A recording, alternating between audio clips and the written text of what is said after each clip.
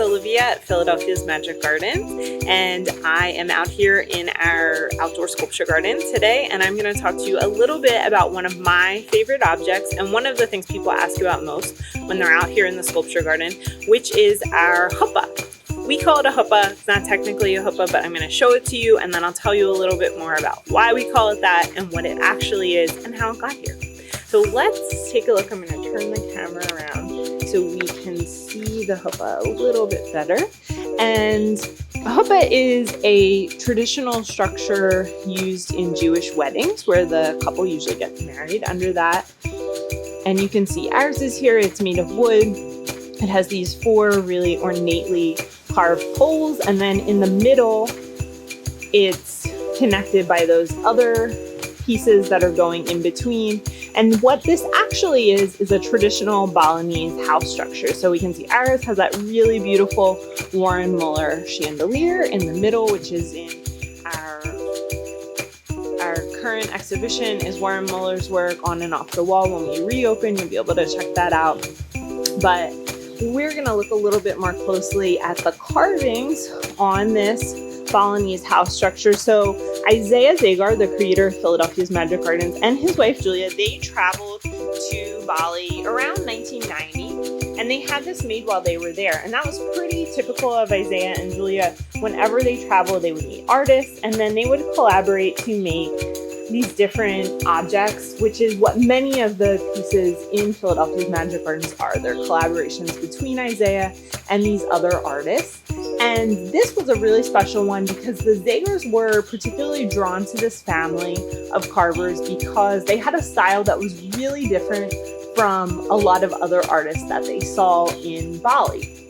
There are a lot of artists there, and many of them are working in sort of similar styles, but this was really kind of different. And the Zagars actually found out from that family of artists who had been doing this style for quite a long time that they had been influenced many generations ago by a man from Canada who had come to Bali and brought a book of photos and drawings of the Tlingit and Haida tribes, which are Native American tribes in the Pacific Northwest. And if you look up their artwork, you can see some similarities between the carvings that these Balinese artists have done and their work. And so they started to kind of move into a different direction than some other Balinese artists based on that artwork that they saw from the Tlingit and Haida tribes. And again, the Zagars were really interested in this because it looked so different from a lot of other things that they saw. So Isaiah actually commissioned them to make him this carving, this traditional house structure. And the drawings that they used to make these carvings were Isaiah's drawings. So he left a whole notebook of drawings with them. Isaiah is constantly drawing. He's made thousands of drawings throughout his lifetime, and they use those drawings to make these carvings. So we actually see a lot of things that are very typical of Isaiah's style on this, even though he didn't actually make it. It was a collaboration between him and those Balinese artists. So I'm going to show you a few of those things.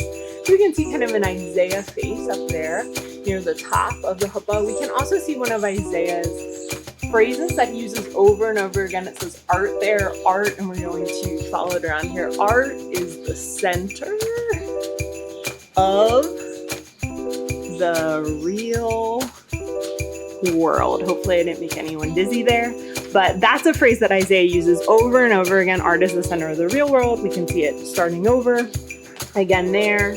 And then we also have some of Isaiah's drawings of people and things there. And I'm going to show you one of Isaiah's 4-armed painters, which is like Isaiah's self-portrait. So you can see that there. We've got that 4-armed man with the 3 arms on one side, the 1 arm on the other, his bowler hat on, his beard, those striped socks. That's pretty typical of Isaiah's self-portrait. So they also put that in there. And a lot of the things that we see on this Huppa and these carvings were based on Isaiah's drawings. So it is very particular to him. That's why a lot of people think that he made this, but he didn't actually. It was just a collaboration between him and those other carvers. And so Isaiah actually first used this in an exhibition at the Institute of Contemporary Art here in Philadelphia, in Penn's campus in 1990. And that exhibition was called, or I'm sorry, that was 1991, Philadelphia Art Now. And then eventually it found its permanent home here at Philadelphia's Magic Gardens. And we actually recently did some work on this with the Fairmount Park Art Conservancy, where they actually removed the huppa here at its basis to make sure that it wasn't having any kind of rot or anything and it could be here for a long time. So they worked with our preservation team to do this, and we can make sure that this huppa is going to be here in all of its grandeur for quite a long time. And one of the other things that you might notice the next time you come to Philadelphia's Magic Gardens to check this out is that Isaiah actually made some ceramic pieces based on this. So if you look around the gardens, you'll see some pieces that look very similar to the carvings on the huppa, but they're actually ceramic. And those are pieces that Isaiah made himself. So he made molds from these carvings. And I'm going to show you one of those ceramic pieces right here. And you can see it looks very similar to those because that's how Isaiah made those. And he's done that with lots of different things where he's made molds and then he makes ceramic pieces. But this is just one other example. So you'll see lots of these that come from the huppa throughout the space. So thanks for checking out the huppa with me today. We hope you'll be able to visit the Magic Gardens soon. I can't wait for people to be back here and to experience this place. Take care, and we'll see you soon.